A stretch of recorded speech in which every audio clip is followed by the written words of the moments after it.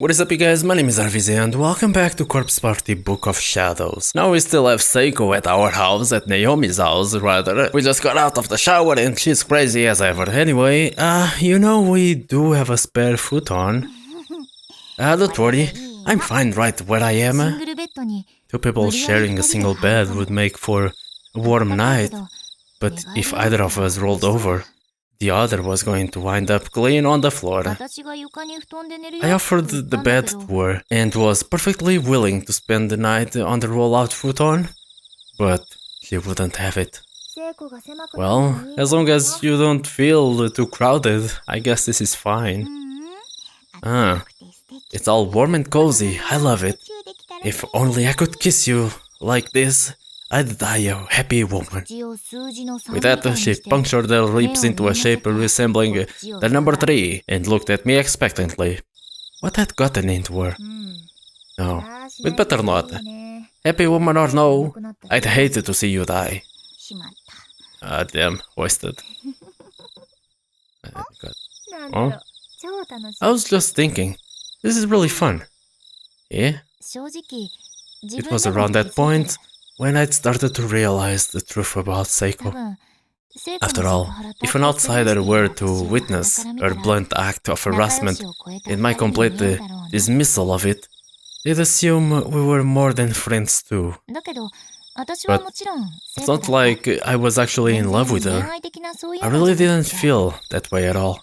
I just thought of her as a very dear friend and figured this closeness we had was pretty normal. It seemed natural, in fact, that our behavior would lead to a third-party misunderstanding every now and again, and I'd just have to set the record straight. But honestly, even when situations like that arose, they were pretty fun in their own strange, silly sort of way. You know, this is the first time I've ever had a friend over. Yeah, this is my first sleepover too. Sure beats lying in bed alone, I'll tell you what. Hehehe. Oh, you okay? I might have slapped you a little too hard back there. You sure did put your back into it, slugger? But don't worry, I'm just fine. Seiko was rubbing her face lightly where I struck her, but smiling from cheek to cheek. Sorry again. Hey, how about I come stay over at your place next time? What do you say? Oh, I say yes. That way I can introduce you to the little ones. You are absolutely welcome anytime. Thank you. The moonlight crept its way in through my bedroom window, giving the whole room a dreamlike glow. Soon enough, I was beginning to nod off. Where was I? Was I dreaming? No, it was just my room. I could feel Seiko's warmth next to me. Or maybe I was somewhere else entirely. This whole world, all of its life's experiences, were just one big dream. Man, it's hard to form a coherent thought when you're dead tired. Well, tomorrow's a big day. Let's get some sleep. You said it. From sleepover right into a culture festival. We're true challengers. Yeah. Don't you dare oversleep. If you do, I'm pulling back the blankets and putting an ice pack on your stomach. Oh, don't worry about that. I'm such an early riser, I put middle-aged women to shame. I'll hold you to that. Anyway, good night, Seiko. Good night. Alright, they're sleeping. That's kawaii. Wow, that was quick. Seiko must have been exhausted. I could hear calm, telltale grunts and rhythmic breathing, signifying that she was out cold. And it was contagious. I couldn't get over just how much warmth her body was generating. The previous night was so cold, but this was perfect. She was like a hot water bottle. So warm. Oh, you're awake. I can hear your voice even from the deepest sleep, Naomi. You've experienced that before during class, remember? Is that some kind of ESP or something? And wait, were you sleeping during class? That's not good. I have a question. What?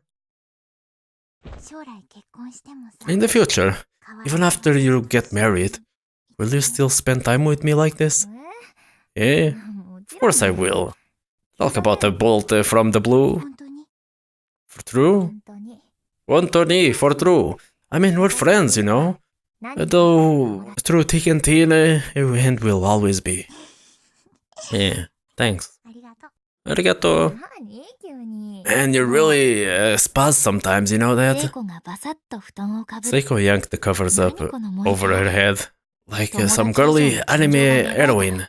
If she really did think of me as more than a friend, how was I supposed to react? Naomi? Yeah? Let's always be together. You bet. Good night, Seiko. Good night. Oh, they're so cute. Seiko and I seemed to be thinking the same thing. We were both so happy. But there was another side to the coin. There was a certain awkwardness as well. It was a strange sensation. Soon enough, Seiko began moaning and breathing heavily for real. She had fallen fast asleep facing me, curled into a fetal position. As I lay there staring at her head, my hand moved of its own volition and began gently stroking her hair. Strangely, it didn't feel awkward or embarrassing at all, perhaps because I knew she was asleep. It just felt natural. I slid my hand more toward her back and continued rubbing her head gently, like a mother would to her child's. What a lovely shape her head was, perfectly round. I just kept stroking her head, thinking about this and that. What the fuck? Suddenly, she clung to me and buried her face in my chest. Was she still half awake? What a strange scene this was. But just for tonight, I was willing to let this slide. There. Good girl. This is a weird scene that's going on right now, but okay, we'll allow it, no problem. Ooh. It's supposed to rain all evening, so make sure you both take an umbrella with you. Got it. Thanks for the loaner. Have fun today. And Shinohara, you be sure to think about where to go on that date of ours. Oh. Yes, mother. Ooh. She's not your mother, you know. Seiko had woken up ungodly early and pulled my futon away, forcing me up with a chill and a sneeze. We both combed our hair and put on our school uniforms, then scraped down the breakfast my mom had made and flew out of the house.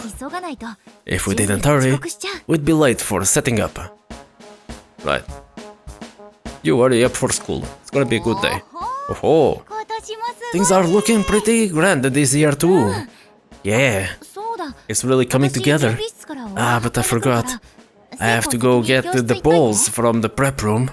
Seiko, you go on ahead to class, will you? Roger that. And I'll take your bag for you. Give me here. Thanks. Okay. It was the day of the culture festival, or Kisaragi Fest. Our school has a whole lot of history to it, and this festival had been a part of it for ages. Every student in the junior and senior high alike was busy getting ready for the festivities, which were due to start in around 30 minutes. I wondered if I had to give extra time afterward to go check out the other classes' projects. We'd previously washed the balls we were planning to use and laid them out in the same home EC prep room. With those balls in hand, I proceeded towards class 29.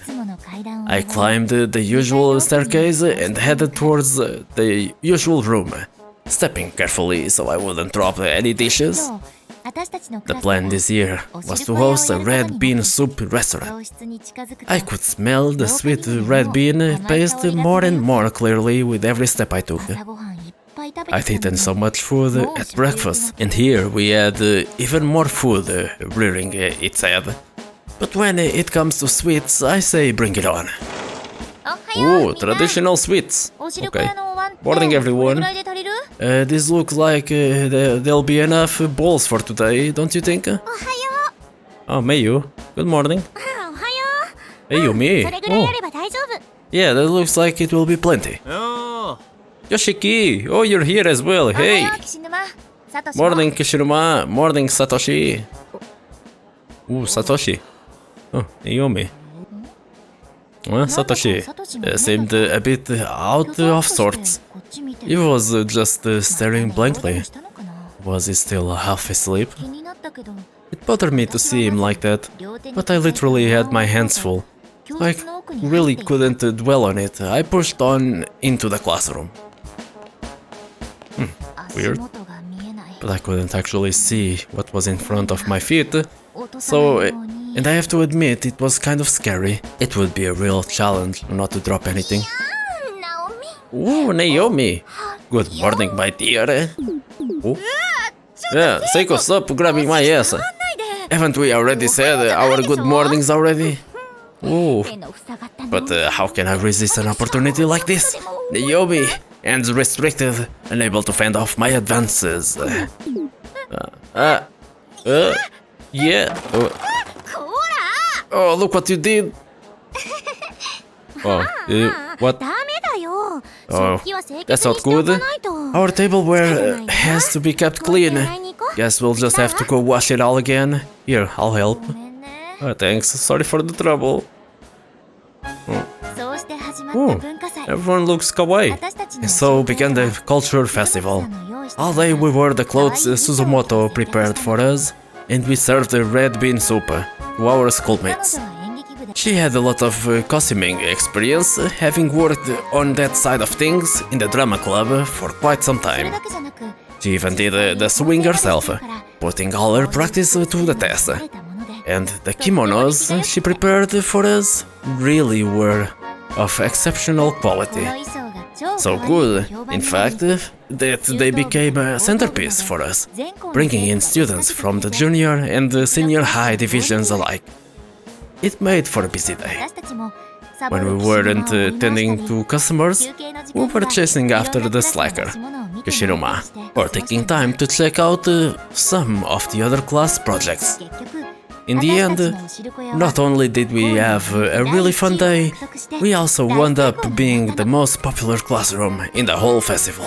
All in all, a rousing success. Oh, that's a good festival. Finally the clock struck 6, and our busy day drew to a close. We all stood around talking. We kept saying we should clean up, but that kind of didn't happen. Before I knew it, there were only 7 of us left in the room. Satoshi, the class rep Seiko, Morishige, Kishinuma, Suzumoto, and myself. It seemed everyone else had already gone home. Our homeroom, TA, Shishido, showed up with Satoshi's little sister in tow. But they were it. We 9 became the facto cleanup crew. Okay. Ah, finally done. Good work, everyone. This place is looking like a real classroom again. Those dumbasses who went home without helping, sure going to get a piece of my mind tomorrow. Not much of a class rep if I can't even hold everyone together long enough to clean up after ourselves. Though, you did manage to keep Kishinuma here, surprisingly. Oh, shut up. Okay. And it's raining. Of course it's raining. Suzumoto, I just wanted to say, it's been really fun having you here these last few months. I can't tell you how many times your positive energy helped bolster my spirits. Always remember that you're loved and respected. We may not have said much to that effect, but we've always been watching you blossom here. I lent a hand where I could, and I did my best to help guide you. But ultimately, you walked your own path and had become a fine young woman. Oh, Sensei, miss you. It takes a special person to achieve. what you've done without even realizing it. It's been an honor to serve you as your homeroom, TA. I wish you all the best in your new school. Thank you. Unfortunately, this teary farewell brought us all back to reality. During the holidays following the culture festival, Suzumoto was being transferred. This was to be her last day at Kisaragi Academy High School. Everyone here loved her, but this was a sad occasion indeed. She was truly a kind person, possessing no ulterior motives and harboring no ill will toward anyone. The thought of her leaving was just plain depressing.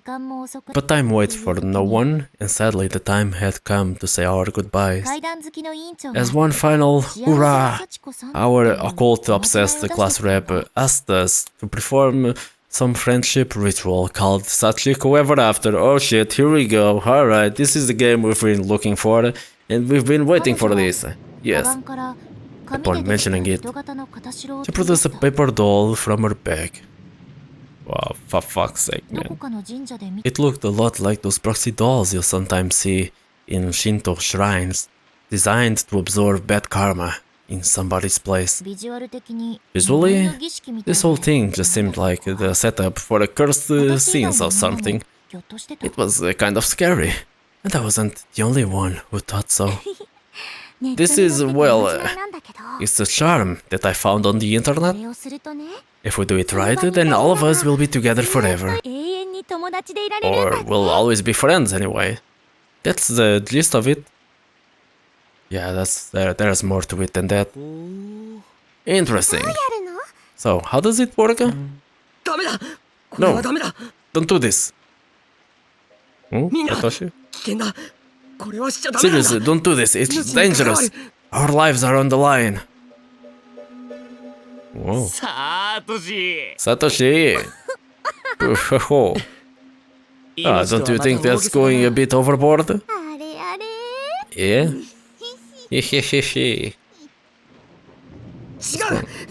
Look, I'm not joking, I'm dead serious here. Satoshi had always been easily spooked, and in true form, he was pleading for his life that we stop what we were doing. It didn't sound that scary though.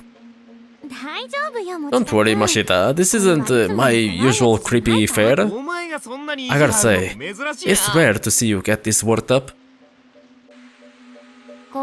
In the end, 8 of us proceeded with the ritual as planned, while Satoshi sat it out off to the side, tears in his eyes. I've kind of felt bad for him. Does Satoshi knows what's going to happen or what? This is weird. But this was for Suzumoto. We all wanted to give her the best possible send-off. So all I could really do was silently wonder what had gotten into him. Please, I'm begging you, stop this. Don't go through with it. Why won't anyone listen to me? He's really serious. Like, as serious as I've ever seen him. What is it, Satoshi? What is it that you're so worried? It's a time loop. This has happened before. All of this, I remember it. And what's coming next is worse than you can possibly imagine. Oh, sorry, I'm through trying to convince you. Just be a good boy and wait for us to finish, okay? Time loop? Is he experiencing deja vu, like me? Is some new destiny being born inside him? Like the class rep had said before? Come to think of it, this does feel a little familiar. This room, this atmosphere, this charm. I obediently dug my nails into the paper doll, but all the while I was frantically foraging through my memories, trying to figure out what I was missing. We're going to pull on until it rips apart into 9 pieces, okay? On the count of 3, 9 pieces? But Satoshi is out. Satoshi is not gonna do it, I think.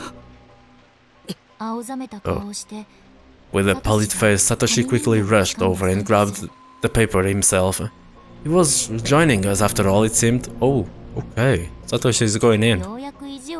Everyone else smiled at him as if to say, finally, you've come to your senses. But I was just starting to get a really bad feeling about all this. No. There's definitely something wrong here. Ready? 1, 2, no.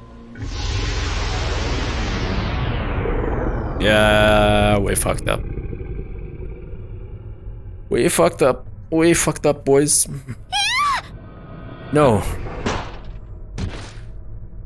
As soon as I reached the hallway, I fell to my knees with a thud. No.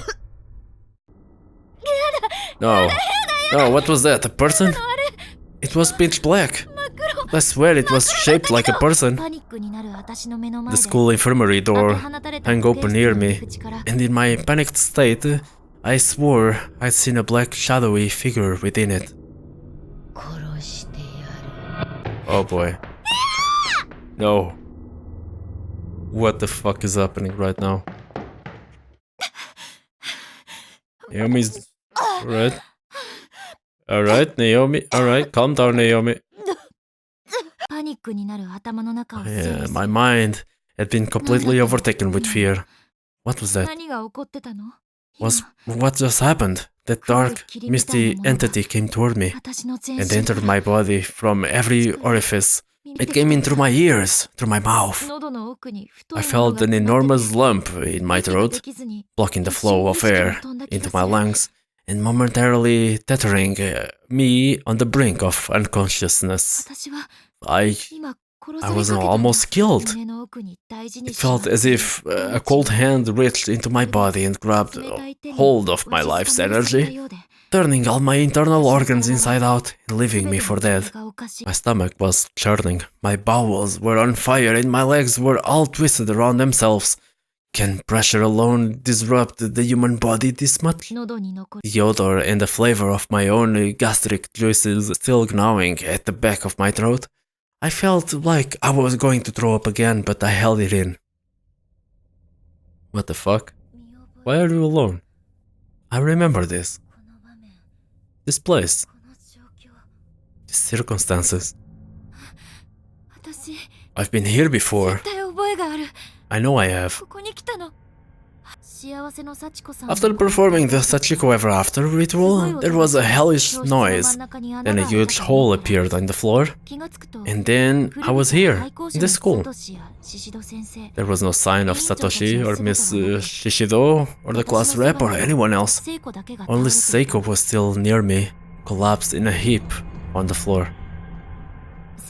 Seiko and I explored the decaying buildings as the best way as we could, but there was no way out. Not a single window or outer door that could be moved or even broken. Just as our last shreds of hope had begun to vanish, we suddenly hear Satoshi's little sister, Yuka, cry out from somewhere, just out of sight. I sprained my ankle pretty bad and couldn't walk very well, so Seiko went off alone to find her while I rest up in the infirmary.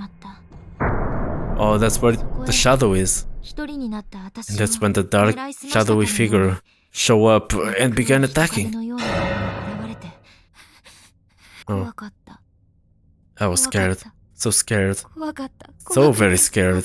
My teeth were chattering and my lips were quivering as if they had a mind of their own.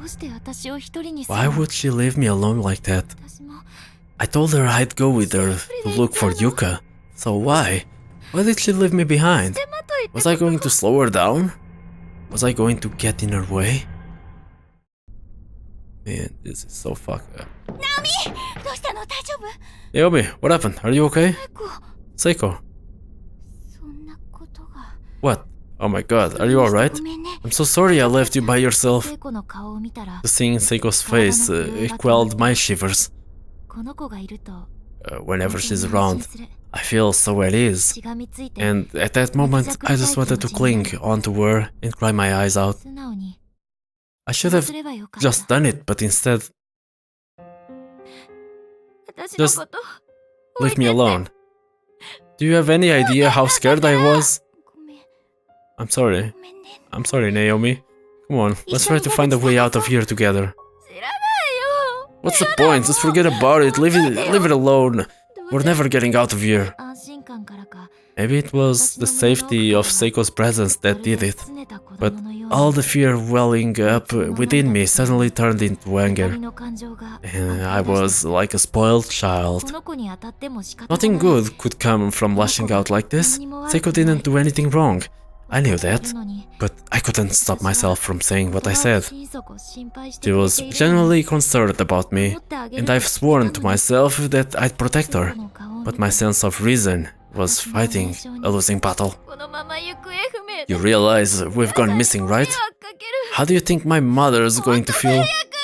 She's going to be worried sick about me, and there's nothing I can do. Naomi, please don't say things like that. It's going to be alright. Like hell it is. She's going to keep searching for me until the day I finally come home. And she has work, you know? This whole situation. It's not right. As long as I'm here, I'm nothing but a nuisance to her. I'm a terrible daughter. And we're going to die here anyway. So all the time she spends looking for me will be wasted. By this time, my mind had been completely overtaken. I wasn't myself anymore. I was running on autopilot, horrified by the words coming from my mouth. No, I know how this ends. You're wrong. Families aren't like that. It won't be a nuisance, it won't be a burden, and you're not terrible. I don't know exactly how to say this, but when there are loved ones involved, you'll do anything for them. There it was again, déjà vu. Everything was falling into place. I knew what was going to happen. I knew what fate had in storage if we continued down this road. But I guess I can see where you're coming from. Your mother is a really kind person. The last thing you'd want to do is worry her. That's why we need to make sure that doesn't happen, right, Naomi? We need to get back home. I don't know how is it for you and your family, but normal people don't work that way. No, it's happening. Seiko's going to get tanked. She's going to die. I have to apologize. Yes, you know you have to apologize. Even in the last game you knew that you had to apologize, and yet you don't apologize. So what the fuck is going on, man? No, I don't want you, of all people, to speak to me like that. Please, Naomi. Tell me that's not how you really feel. Seiko. Yeah, you see, they give me options and I want to apologize, but it's not going to apologize. Probably not. If I didn't say something to calm her down, Seiko would run off. And I knew she couldn't be herself right now. So I pulled myself together and tried apologizing to her. But the words... Yeah, here we go again. Seiko, I'm what the fuck, man? What? The words wouldn't come. As soon as I tried to form them, something caught itself in my throat. I found myself unable to breathe and doubled over in a fit. Naomi, are you alright? I'm sorry, Naomi. If I'm bothering you, I'll go. I hate to leave your side, but if that's what you want, I won't argue. Seiko! Wait! Seiko ran off into the distance, her figure growing smaller and darker until it vanished altogether. I knew I'd made an awful, irreversible mistake. Yeah, the sense of dread I'd felt moments before had come back full force. I could sense a malevolence within me, an outside hand that made me lash out on Seiko. Felt like something was in my mouth. I had no idea what, but there was definitely something in there. I stuck my finger in and tried to dig it out. Huh? What? My finger found something and pulled, and out from my throat came large clumps of long black hair? What? I just kept pulling and pulling. I couldn't believe how much there was. The strand stretched all the way from my stomach through the esophagus and into my hands. And even then, there was still more to pull. The motion was unnatural and was creating a repulsive, sickening sensation along my tonsils. I felt like I was going to throw up again. Where the hell did this hair come from? Was this all stuck in my throat?